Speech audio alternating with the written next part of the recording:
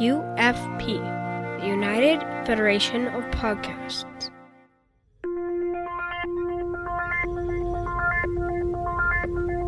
Engage.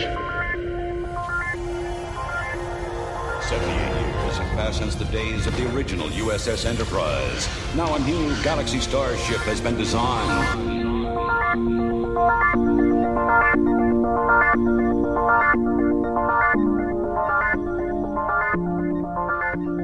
Transporter Chief, beam our listeners aboard. Welcome to Galaxy Class, a Star Trek The Next Generation podcast on the United Federation of Podcast Network.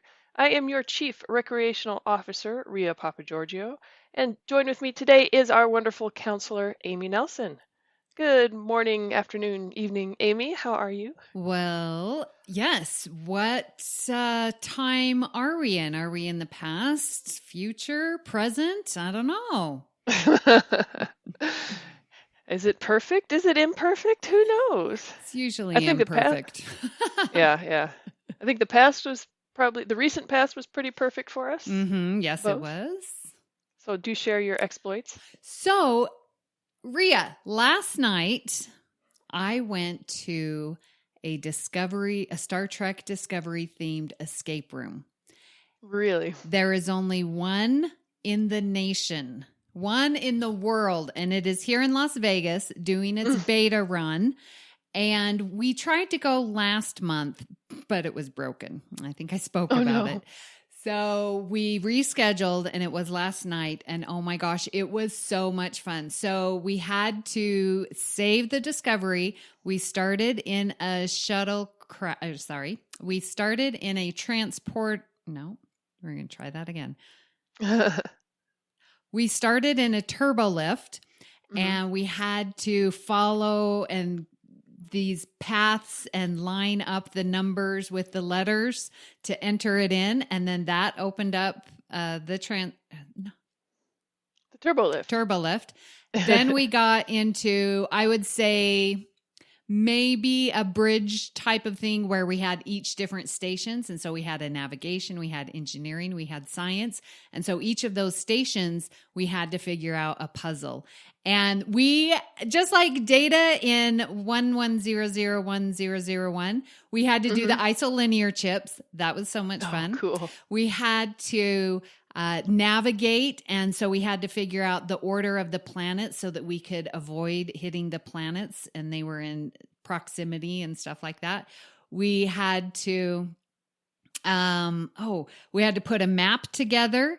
It just was so much fun. We had to open up the cargo bay to let out something. I can't remember. But it was just so much fun. There were 6 of us, and we got out. You have 1 hour, and we had 1 minute and 11 seconds left. Oh, wow. Cutting it down to the wire in true TNG, in true Star Trek tradition. Yes. We had 1 minute left. We made it. That's so cool. Oh my gosh. Okay. So, looks like I'll be in Vegas the end of January. So okay, let's go. You're going to have to take me. Yes, absolutely. It's really a good time. And they will be opening it up to other escapologies, around the nation. So please, I highly recommend it. If it comes near you, please go. That sounds like fun. I've never done an escape room before, so I get the thought of it makes me pretty anxious, actually. But I'd try it. Yeah, you can always escape. I know my brother's very claustrophobic, and he's like, I said, trust. You can just open the door and leave. Don't worry. It's not prison. That's good to know. Yeah. Good to know. Yeah. So that's what I did last night with a bunch of local Trek friends, Chris Trebuzio. Nice. Suman and Dee and Crystal and John Krikorian from Trek Profiles. So awesome. Yeah. Awesome. The fellow pilot in training. Yes. Yeah. So when did you get back from Hawaii? Oh, Hawaii. Oh, yeah, You guys, it was my very first time in Hawaii, and I got to spend it with my mother. It was a wonderful trip. There were 4 of us, I say 30-year-olds, but 30, 40-year-olds. And then we all brought our mothers with us. So it was a mother-daughter trip. And we got to go to the Dole Plantation. We went to the Pearl Harbor and USS Arizona. We went to a luau. We went up through North Shore. We went to Turtle Bay Cove. And our Airbnb, literally 100 yards, there was our own private beach. We had a private beach right there. So our backyard had some grass, hammock, picnic table, and then you walk just a little past and there's the ocean. So sunrises, sunsets, just gorgeous, beautiful. And I loved it. That's amazing. It's like, I'll have to take my mother along to one of those. But actually, we do have a mother-daughter weekend coming up next weekend in London at Destination Star Trek. Yes, you do. I'm so excited. This will be your mom's first Star Trek convention? Her first convention of any kind. So she was a little kind of intimidated at the thought of doing Vegas, but she loves London. That's kind of our town, you know. So, we'll meet up there. She'll get to meet Joe. Don't scare her away. Get to meet Joe and Ewan. Everyone. And Calvin and James and Kyle and Katie and everyone over there. I'm so sorry I'm not there this year. I'll come. And Marina, God willing. Yeah. So, pretty exciting. It is very exciting. Oh, it's so nice to be traveling again. Yes, it is. Yeah. Let's check the communication array to see if we have any comments from our listeners. Logs accessed. We have from our Facebook group, Federation Council Chambers, from our story time with Joe. And Mike Richards writes, Joe Keegan, ! That was a lot of fun. I want more story time and would at least 6, 7 exclamation points. Thanks, Mike. And Paul Wright Jr. says, great job, Joe Keegan. I really enjoyed the story, but you left us on a cliffhanger. I want to know what happened next. Yes. And Karen Burke writes, wow, Joe, you did great. I love that story and listened to it twice. It left you wanting to know more. You will have to do this again. Yep, Joe, I think it's unanimous. You will have to do this again. Yep, for sure.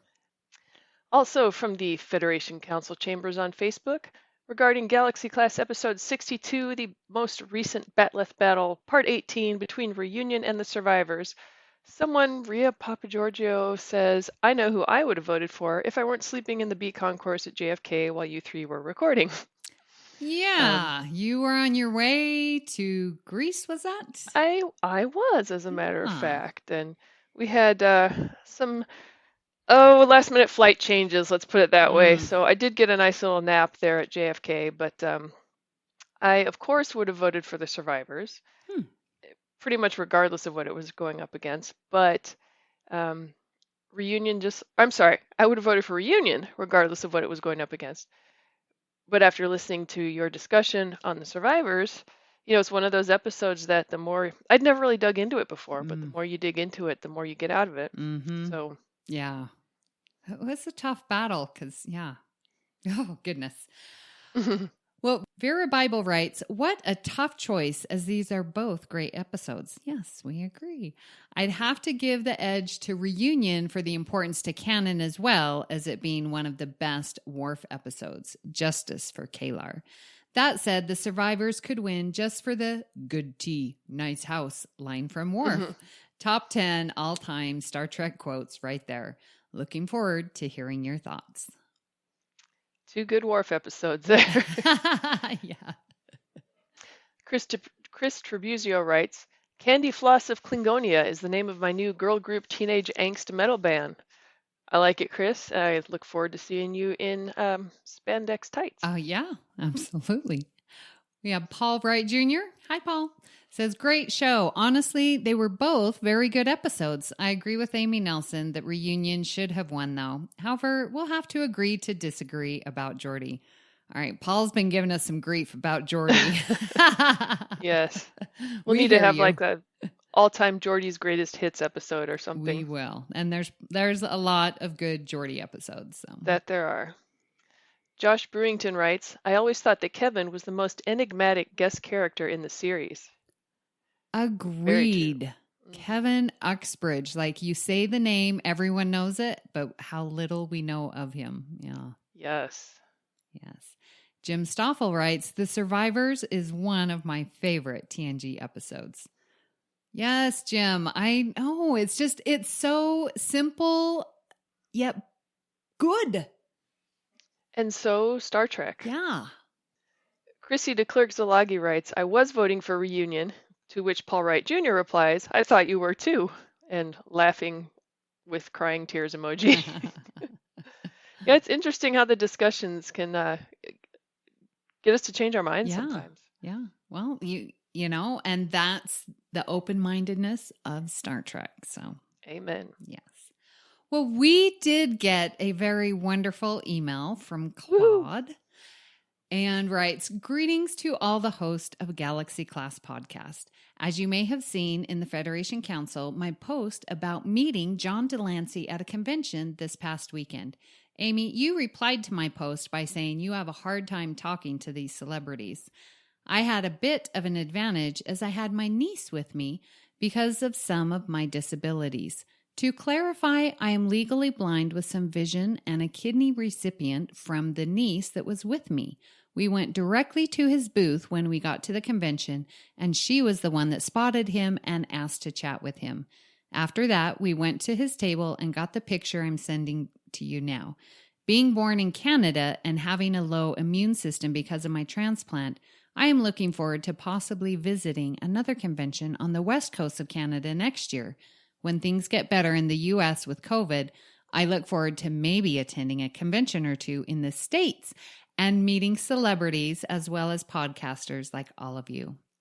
I have followed you from your Earl Grey days, and I've never missed an episode of Galaxy Class. I thoroughly enjoy every episode you guys put out. I look forward to your next episode. And he sent us a very beautiful picture of his niece at the convention, and she just looks adorable, absolutely wonderful. And he continues and says, thank you. Have an awesome day, Claude. Oh my gosh. Thank you so much for that beautiful email. Warms our hearts. Yes, absolutely. And thank you for being such a faithful listener. And we totally look forward to meeting you at a convention sometime, whether in the US or Canada. Yes. Now, Claude, you know that I start making lists for people who are coming to STLV. So you have just officially been added to my STLV list. You have been targeted. It's too late. Just book your airfare now. But I will be in Chicago. So if you come there, then you'll get to meet all of the hosts of Earl Grey. Oh my gosh. All of the hosts of Galaxy Class. Are we all going to be there? Joe and Kevin as well? Well, if we can talk Kevin, because Joe's coming. Nice. I will be there. You will be there.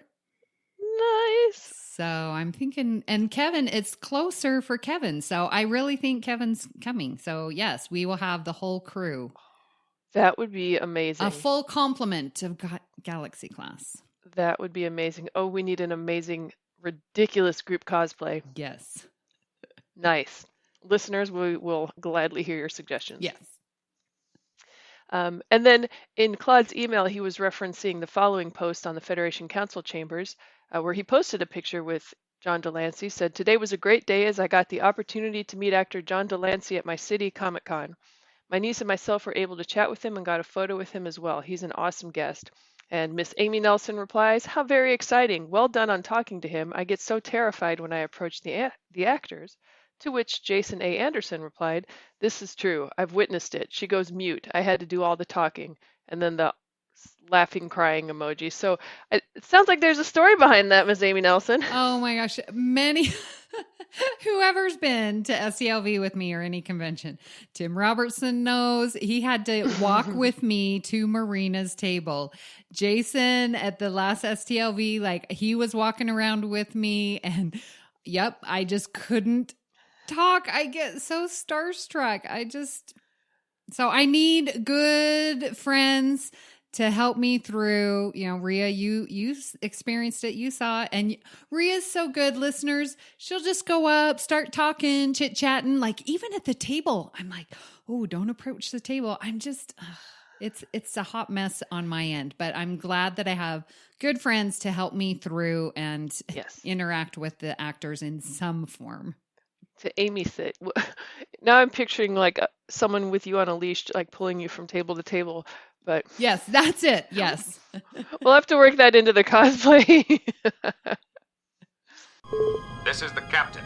Senior officers will report to my ready room immediately. So today we might possibly be beginning a new series called, This Week in TNG History. This episode of Galaxy Class drops on November 12th, 2021, which is the incredibly relevant 31-year anniversary of the original air date of the TNG episode Future Imperfect. And turns out this is a super interesting episode on a number of levels. Not only is it a whodunit and a mystery that gets solved, but there are a lot of predictions in this episode. And now 31 years later, we have all these new series, Picard, Lower Decks, that weren't even on anyone's radar back in 1990. So the episode takes us 16 years into the future, which would put us about... Let's see, this episode takes place in 2367, so 16 years from that, Miss Math person would be what, 2383? Yeah, when did the star go supernova? The Romulan? Let's see here. Yeah, listeners, I'm not good with dates. We'll figure. Yeah, I've never been good with the whole Star Trek timeline. No, me I've neither. never really kind of cared, just kind of taken it at face value, but I'm starting to dig into it a little more. So I think when this episode obviously was created, early 90s, obviously knew nothing about a Romulan star going supernova, nothing of the events of Star Trek 09 or of Picard.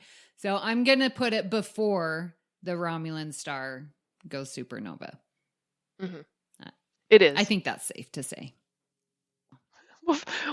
Maybe we'll figure it out in the course of our discussion. Or not. It's okay. Yeah. Or y'all can let us know. But this episode aired season 4. It was episode 8. Said it first aired November 12th, 1990, directed by Les Landau. The star date was 44286.5, the year 2367. It was really one of the first Riker-centric episodes. Very heavy Riker-centric. We did have a Matter of Honor in season 2, and we had, Best of Both Worlds were both pretty Riker strong, but this is, I think, the first one where Riker really gets to show a little more range. And it seems like Riker gets the, I think I'm here reality, and then gets snatched into a different reality. I mean, I'm just thinking of like Frame of Mind, or what's that one, Matter of Perspective, where it's like you're getting and it seems to be a very Riker thing to do. Yes.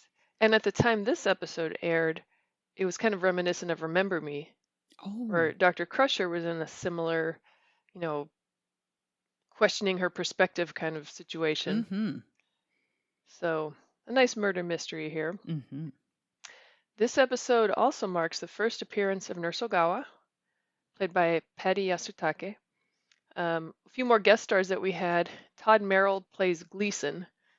Whether that's his first or last name, it's never mentioned, but he also appeared in He also appeared in Best of Both Worlds Part 2. I find it interesting that it's not like Ensign or,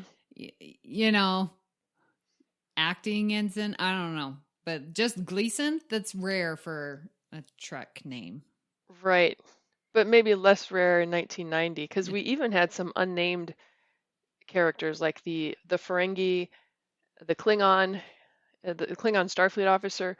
They're uncredited. Yeah. So nowadays that would never happen. I really did like the look of the Ferengi on comm. Yeah. I really liked it. It looked like he fit in, and I was like, yeah, he looked intelligent. He didn't look like, this stupid An Ferengi. oaf. Yeah. And it was only the racist Riker that thought he was out of place at all. Right? Yeah. Yeah. We also had April Grace played the transporter chief Maggie Hubble, and she actually appeared in 5 episodes of TNG and in the DS9 pilot Emissary, which I was surprised, just kind of one of those background button pushers that you don't really pay attention to. But when I looked her up, she sounds like someone I would love to meet. So if we need to get April Grace like at a convention or something, she was born in, I want to say Lakeland, Florida, moved to Saudi Arabia at 16, studied in London, then back to the U.S. I bet you she's a very interesting person. So, yes. Okay. We also had Carolyn McCormick reprise the role of Minuet / Min Riker. Oh, she's so beautiful. And I loved. Yes, she is. Yeah. And we did have not one but 2 guest stars of Hellenic descent. Of course, we are Yes. going to mention this. Of course, because not only do we have Marina Sirtis, but we had, of course, the wonderful Andreas Katsoulas reprising his role as Tomalak. And then Chris Demetral played the boy, Ethan / Jean-Luc Riker. And I looked him up a little bit. Turns out we're the same age. Oh. He was born in Royal Oak, Michigan. I used to live right next door to there. And he may or may not be related to a former minor league baseball player, also named Chris Demetral, who's also from Michigan, who played for the Greek national team in the 2004 Olympics in Athens. So there's your Greek connection of the episode that you never asked for, but got anyway. Excellent. Listeners, you'll know Andreas Katsoulas from The Fugitive, and I'm throwing Rhea under the bus. She has not seen The Fugitive. Nope. I am shocked and appalled, and this needs to be remedied immediately. It is an excellent movie, and Katsoulas does an amazing job. And so when you see The Fugitive and then see Tomalak, it's like the two are intertwined forever in my mind. So we need to put that on Rhea's list. yes, please. We're going to have to at some point like strap Rhea to a chair and pull my eyes open like they did to Geordie and make me watch all these movies. Yes. I'm sure it's wonderful. It's just, It is. I need someone else to go to work for me. So. Harrison Ford does a great job. It's a fun movie, and there's so many famous people in it. It's great. So Okay, I will remind me to put that on the list. okay. And listeners, do we have any grammar people that know anything about grammar? Because I do not. But apparently the title Future Imperfect is a play on English grammar, where the past perfect tense is used to indicate that one past event occurred prior to another past event. I don't know. Grammar, you lose me. So if someone could explain that to me, that would be great. Okay. So let me just read that again so I can understand. All right. In English grammar, the quote past perfect quote tense is used to indicate that one past event occurred prior to another past event. So we could say that Star Trek STLV in the past happened before our Chateau Picard trip. Yes. And I think I'm trying to think how to structure that in a sentence. Right. It had happened? Is that past perfect? The Picard, the Chateau Picard tour happened. Right. But the STLV had happened before that. Had happened before. Yeah, I think you're right. Yeah. Okay. Then says false the math reality. Teacher. Says the math teacher to the bureaucrat. Oh, goodness. Who knows? Okay, so listeners, if you know anything about grammar and you can explain it, I would sure appreciate it. So, yeah, it's saying that future imperfect employs the converse, which is different than the inverse. I know that from the math term. So, future imperfect employs the converse of both words. The false reality, set in the future created by the alien for Riker was inaccurate or imperfect in ways that allowed him to find out what was going on. Future Imperfect. Okay, there you have it. There you go. I'm sure it's a remarkably clever title in ways that I'll never be able to comprehend. But this episode, another thing that I think was pretty cool about this episode is the continuity. There were, although again, this is 1990 and everything was decidedly episodic, you're starting to see threads carried throughout the series, like Commander Tomalak, for one thing.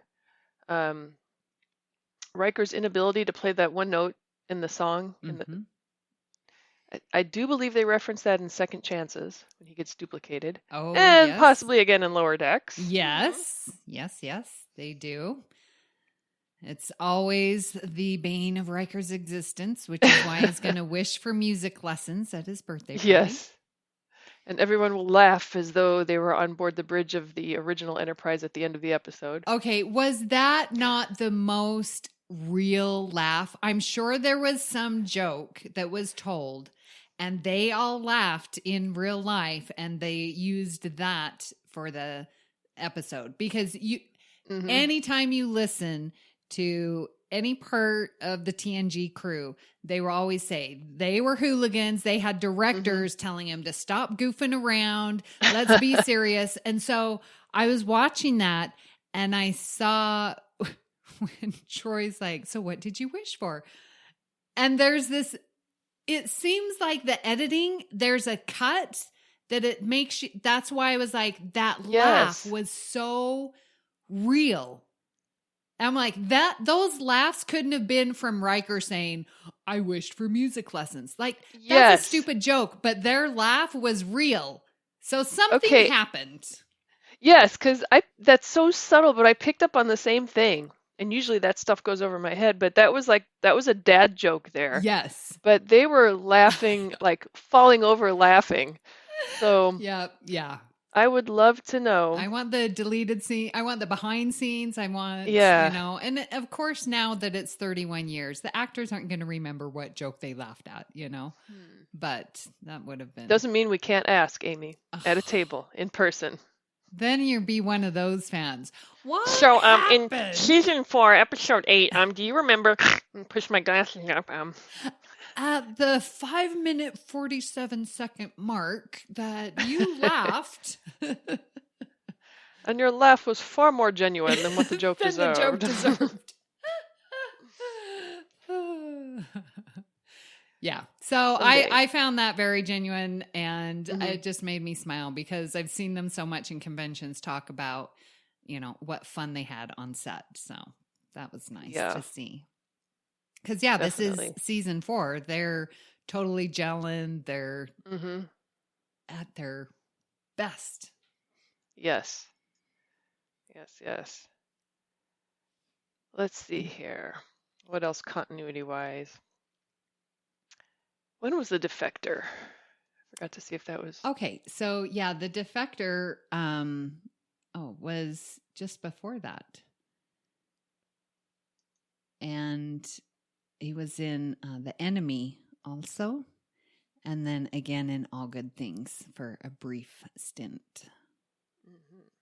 But because he makes an impression. So only 4 episodes. And you can say Commander Tomalak and you know exactly who he is, what he looks like, his evilness, and he's going to take the Enterprise back for a trophy. Whatever. Yes. And I think that's another clue for Riker that something's up because you can't trust Tomalak. No. But Picard and Troi were just so, he's changed. Like, just so matter of fact. Well, I don't sense any deception. Yeah, that was a long time ago. He's changed. Yeah. Ooh, and then Troy's like, I don't sense any deception. Ooh, that hit a little too close to home because my Troi doesn't lie. But no, not your real Troi, but your holographic projection Troi, maybe. Yeah. In this episode, we also get introduced to Barish, the boy from the unspecified alien species who becomes such an integral part of the crew after he beams aboard, or who we never see again. Yes. You're funny. I see what you did there. So Yeah. I find it interesting and a little sad that we never know what happens because, like, we beam him on board. Mhm. But he is such the typical alien with Mhm. the alien Yes. head and the alien big eyes and the alien Yep. weird appendages, fingers. Yes. And I'm wondering, why did they choose something so stereotypical alien for something when their creative team, how many aliens have we come across? And we're getting now this green alien from Area 51 look. Yeah. I just didn't understand why they made that choice. I mean, did they just Good run out question. of creative juices and like, oh, another alien of the week? I don't know. Let's just go down to Area 51 and, pick Mhm. up a alien with big eyes. Mhm. Well, I mean, I'm glad they didn't do just another forehead of the week, Mm. but you're right. I never really thought about that before. It is your stereotypical, like straight out of the, 1950s Yep. sci-fi. I think Mike McMahon needs to explore this in a future episode of Lower Decks. Who knows? Maybe this kid will become a Starfleet officer. I mean, and that technology is pretty awesome to explore. Those sensors that Barash's mom left, like there was a dozen of them, and could read your thoughts and try to anticipate. It's pretty awesome technology. Okay, so they left us hanging on this, and we're going to need them to pick up the pieces here. Mhm. So, Mike McMahon, I know you listen to every episode of Galaxy Class. I'll watch the Fugitive movie, and you answer these unanswered questions for us. Deal? Yeah, and there is a whole story, like, after just talking survivors, did maybe a Kevin Uxbridge demolish all? Is that what happened to Barash's mom? And like he's hidden in a cavern, and so he's like the last one. There's way too many questions. Like, yeah, what's going on? What's gonna happen? What did happen? We need answers. Will it happen again? Yeah. Was it the Borg? Was it the Nexus? Was it species 487? Crystalline entity? Something? Exactly. Who's in Discovery Season 3? The Andorian Syndicate? What's that? Oh, yeah, like the Emerald Chain? Yeah, the Emerald Chain. Yeah. Was it Section 31? Ooh. We'd hope not. We demand answers! Yes. So Okay. do you think it Barash that was controlling the mind? There has to be some kind of link because as Riker says, like, you were the one that brought me here. And because Barash or Ethan was saying, well, it was reading your mind and was trying to give you everything you wanted. And he's like, what I wanted? I didn't want this. You were the one. So I think there is some kind of connection, physical, mental connection between those scanners because the scanners were doing what Ethan wanted.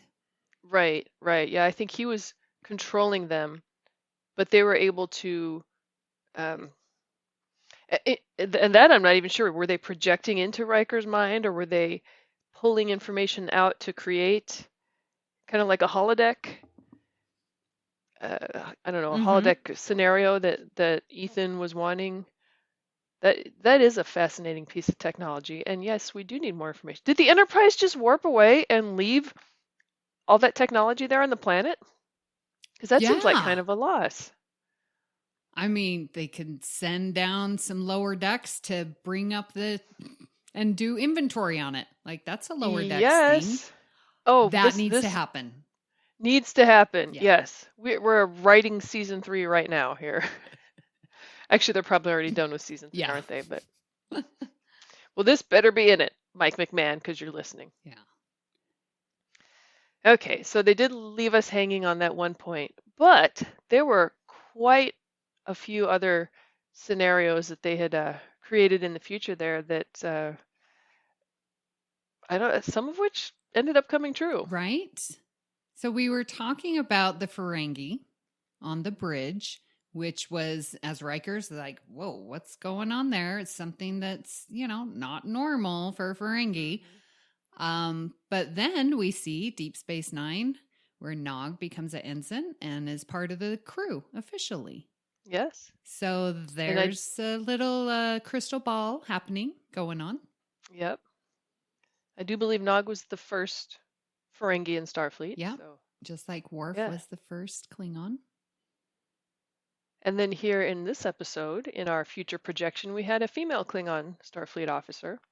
So that was the first time we'd seen another Klingon in Starfleet besides Worf. Mm-hmm. But 4 years after this episode airs, we have a half Klingon female by the name of B'Elanna Torres, who ends up becoming chief engineer of the USS Voyager. Right.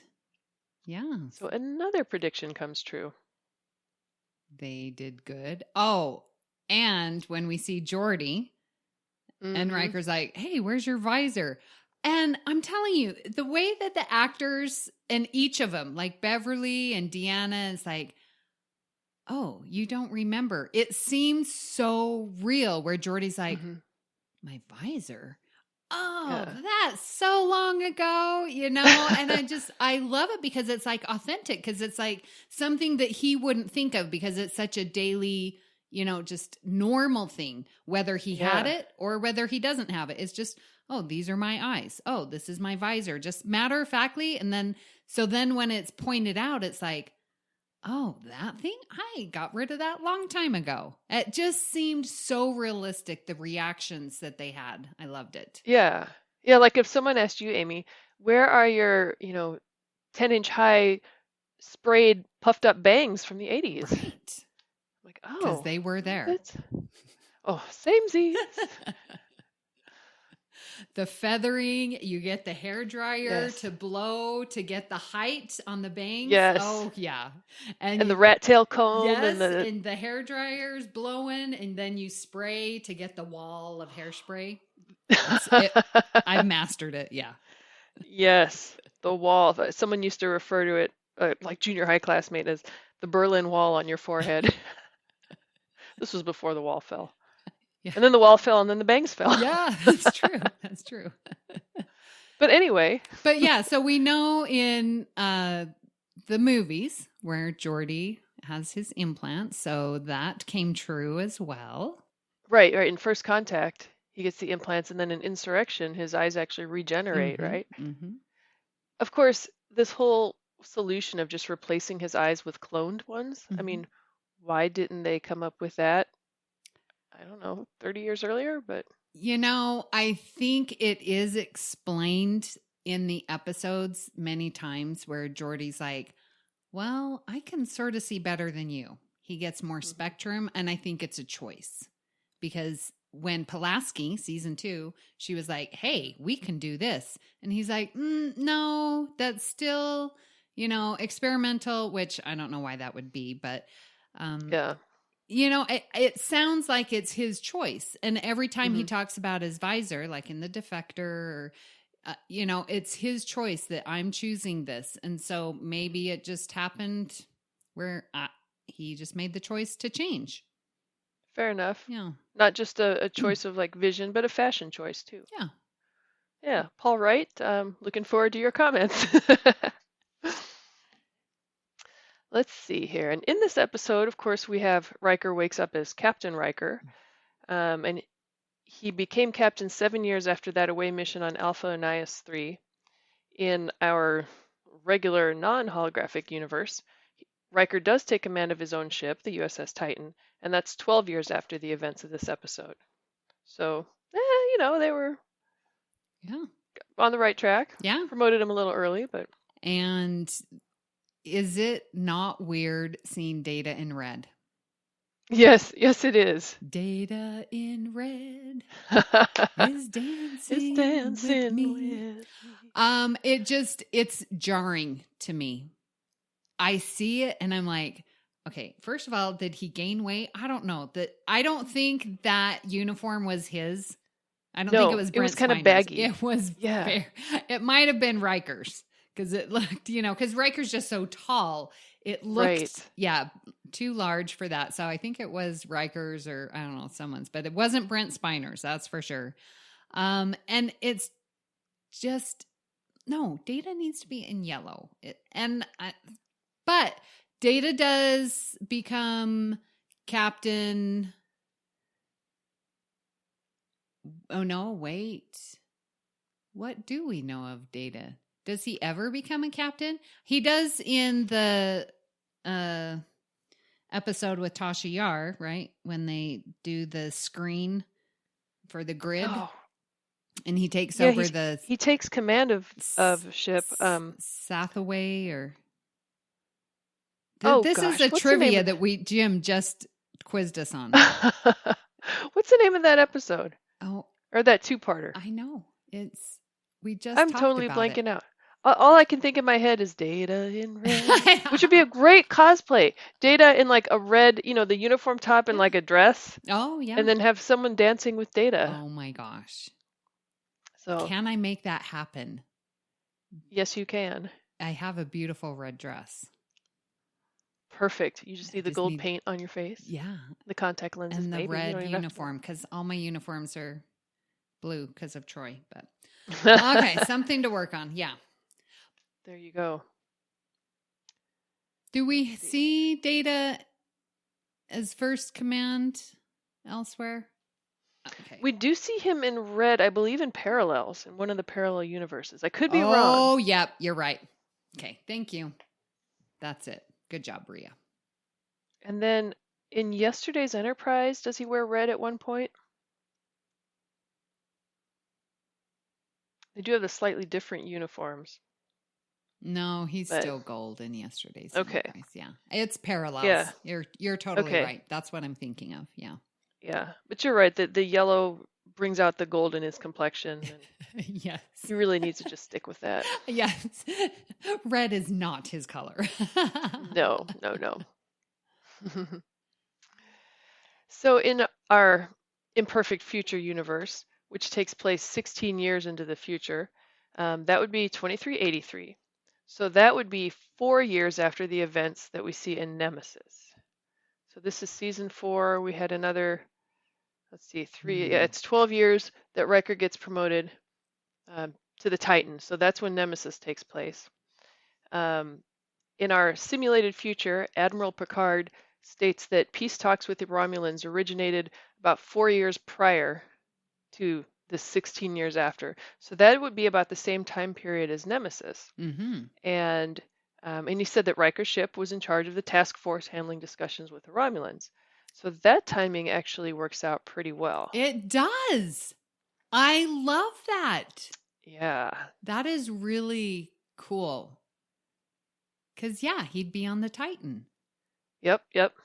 And Picard. Be like his first mission. And Picard being Admiral totally makes sense. Mm-hmm. After, taking down Shinzon. Right. Yeah. That totally makes sense. So when you said Star Trek Nemesis, and I'm like, oh, but that's where Riker and Troi got married.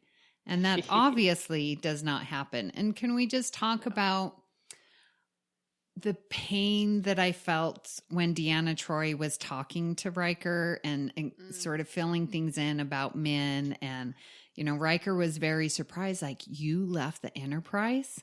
Yes. And I could just feel that she wanted to say, well, jerk, you got married to Min, so there was nothing left for me here. So I'm going to go off to this wonderful opportunity. Like, in my mind, that's the dialogue I heard. And she was so just, diplomatic about it. Well, Admiral Picard offered me, I couldn't refuse.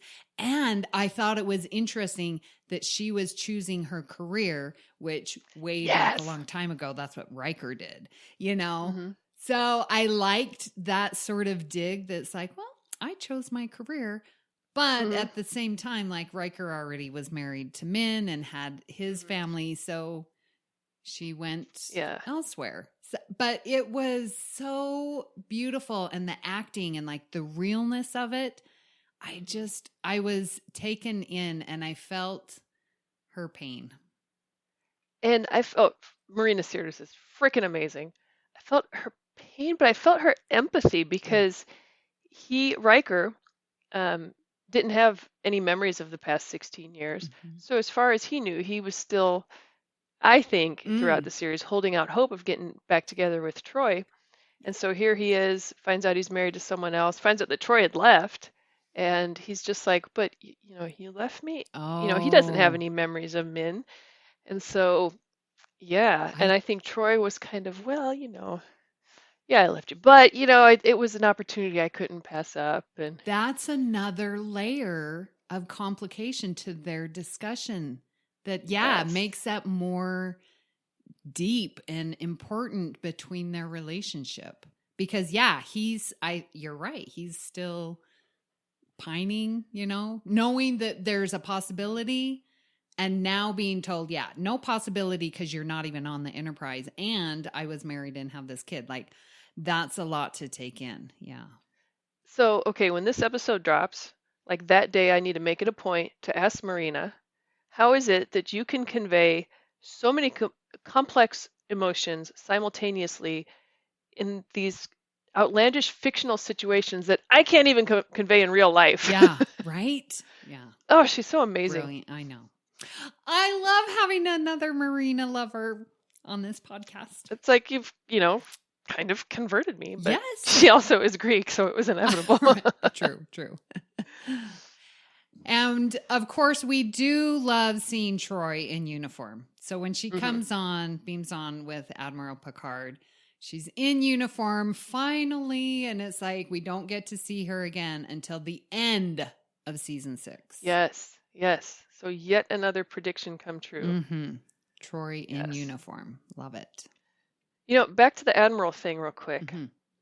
So in the simulated 2383, Picard's an Admiral. In the real world, finger quotes, real world, he's promoted to Admiral sometime between 2379 and 2385 in order to take charge of the Romulan Rescue Armada. So sometime after Nemesis and before, obviously before Picard starts, sometime after the supernova. So that's another prediction that they were spot on. Yes. About.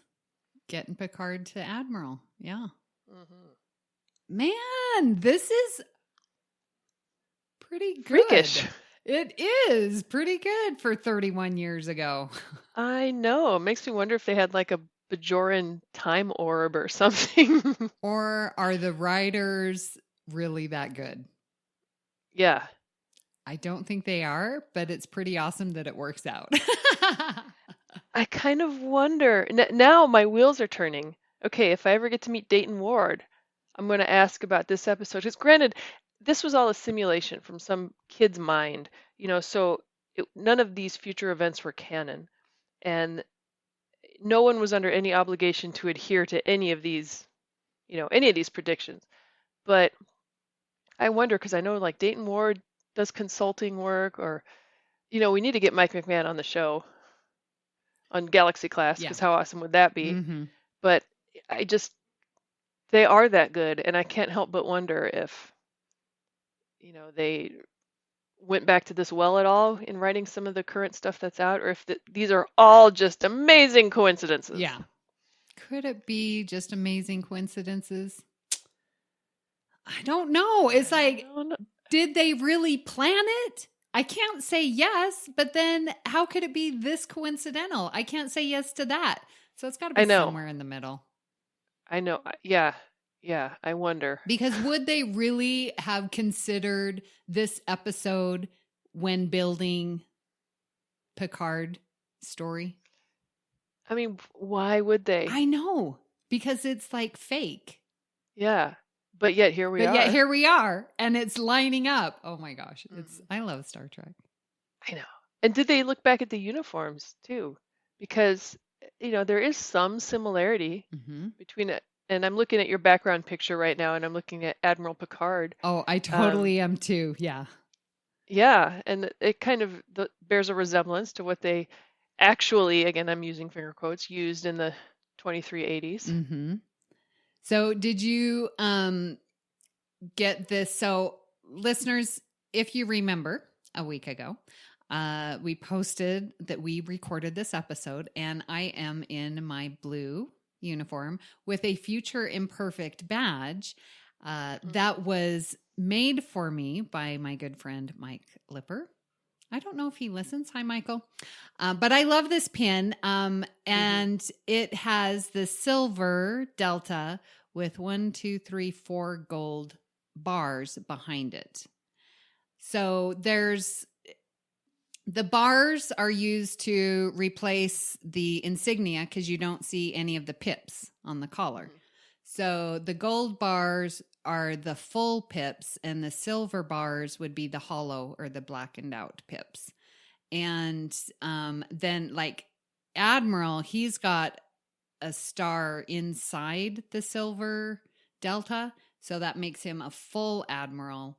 And so I guess there's like the rank and the comm badge get melded into one piece of jewelry.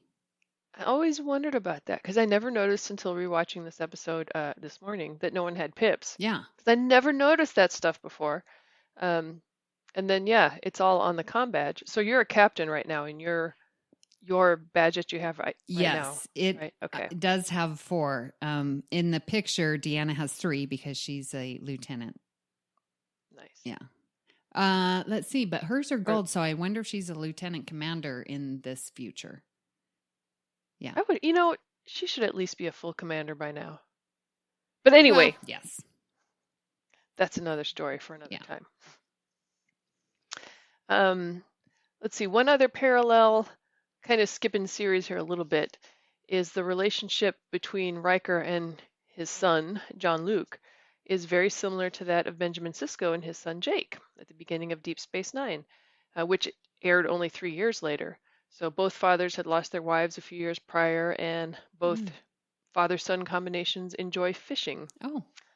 So, yeah, coincidence or not? Yeah, and I think how interesting it is because we just, in our Bat-Left Battle, talked about Worf briefly as a father to Alexander, and how drastically different it is, and how Riker is just reassuring and, like, you're my kid and you are the most important. So don't worry. When he was called down because he broke his arm in Parisi's squares and, and he's like, nope, you're most important to me. And it's like, could we just not have had those words uttered by Worf just once? Yes. Just once. Yes.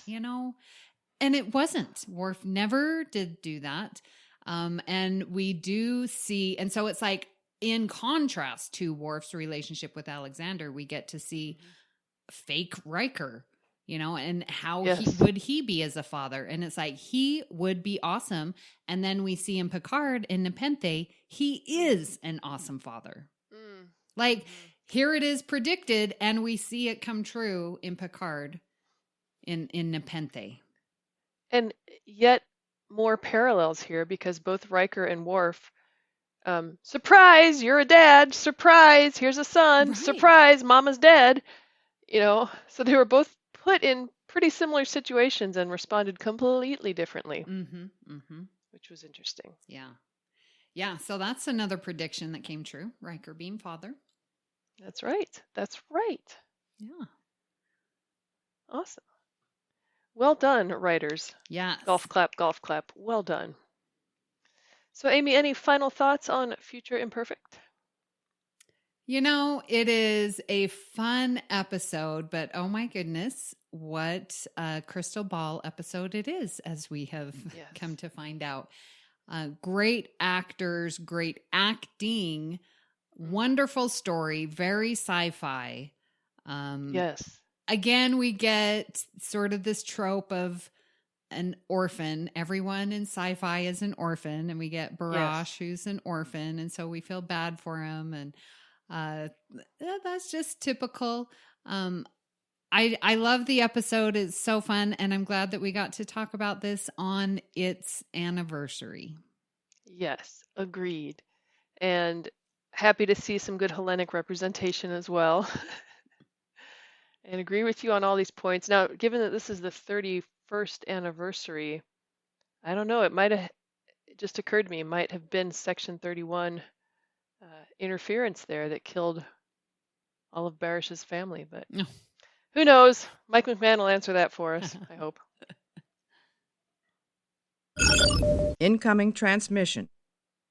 We'd love to hear your thoughts on today's show and hope you'll join the Facebook group Federation Council Chambers. You're welcome to start conversations with us or add any general Star Trek info or any celebrity sightings that you have, just like Claude did, to share with us on the group.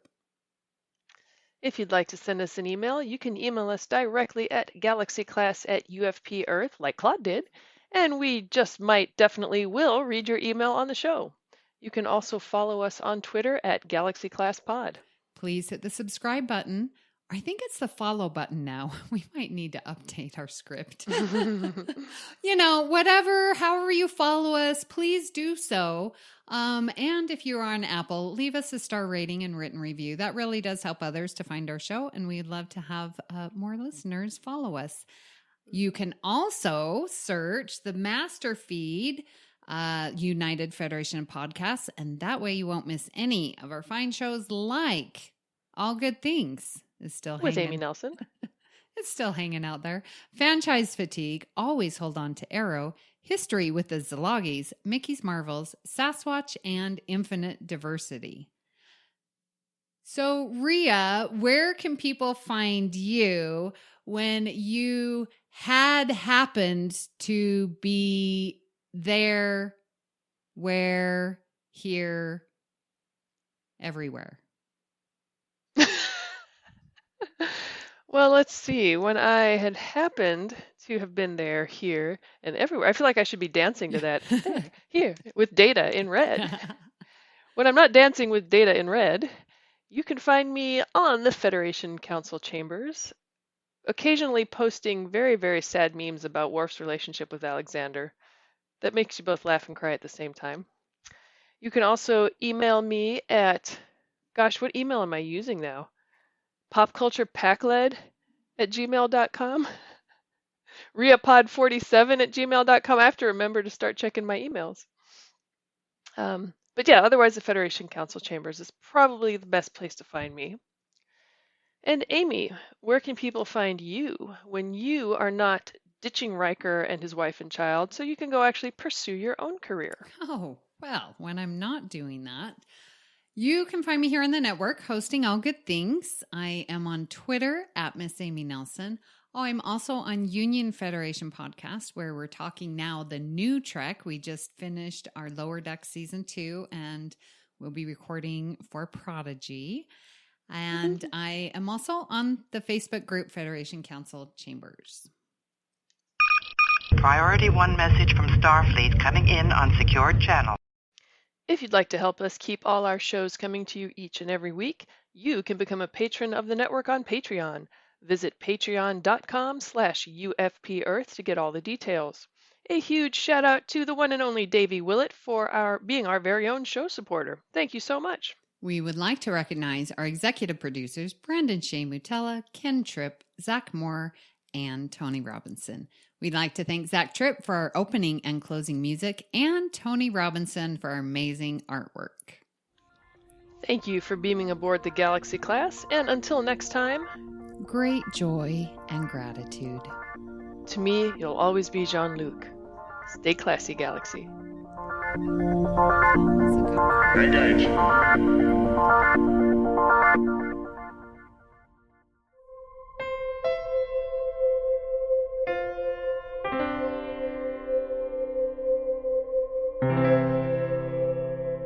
This has been a production of MTMR Media Works.